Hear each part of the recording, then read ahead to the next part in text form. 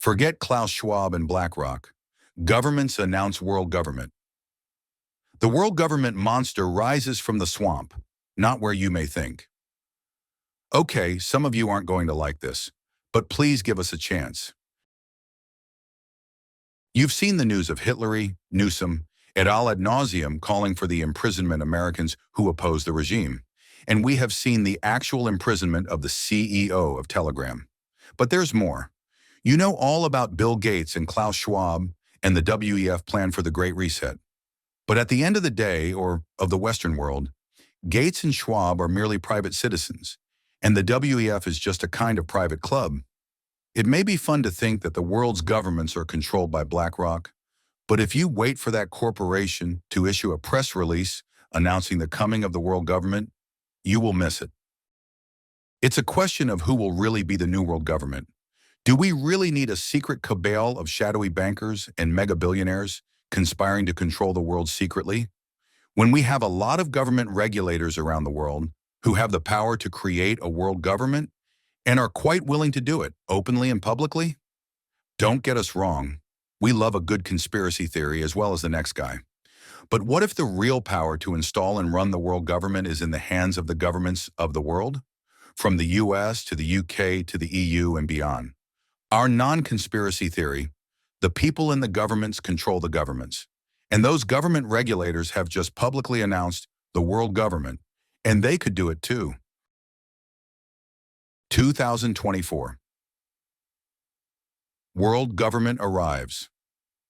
On September 16, 2024, one of the most influential newspapers in the world, on a par with The Economist and the Wall Street Journal, began a story with this sentence: "The last few weeks will be remembered as a historic turning point in global efforts to regulate the digital economy."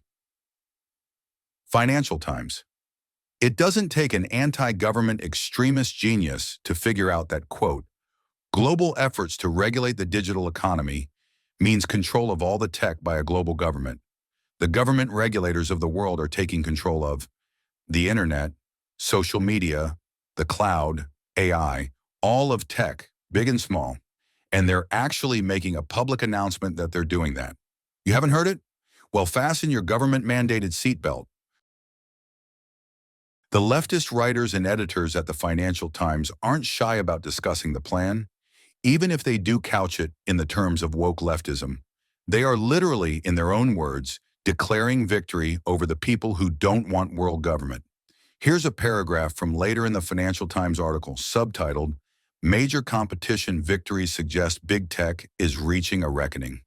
While it will still take several years to build up the regulatory structures and legislative solutions needed to truly put digital platforms back in service to average citizens, we can declare a certain narrative victory over the arguments put forward since the 1990s by the largest technology platforms in order to entrench their power.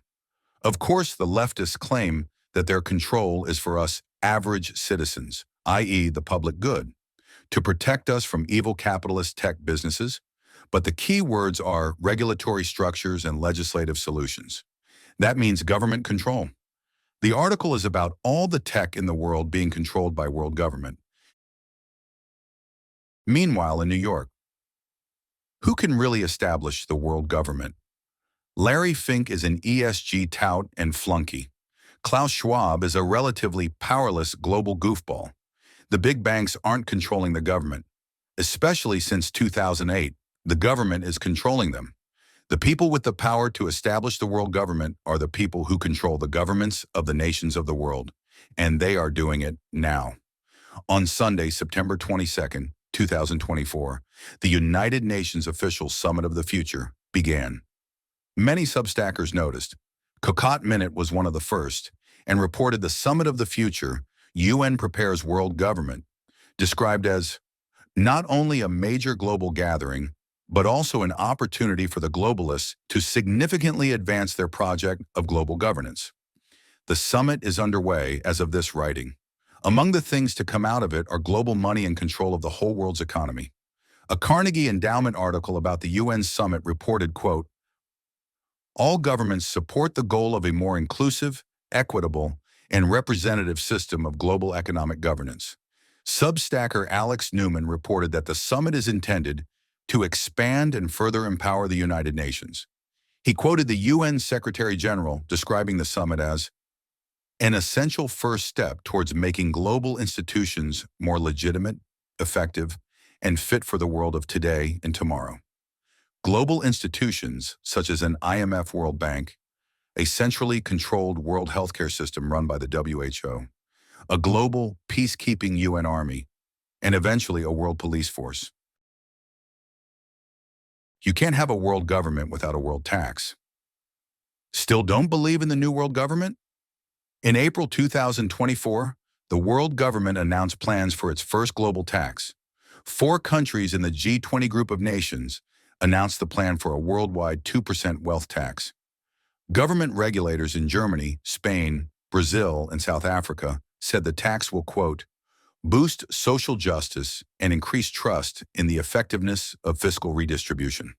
The world government regulators are not even using euphemisms to describe the tax.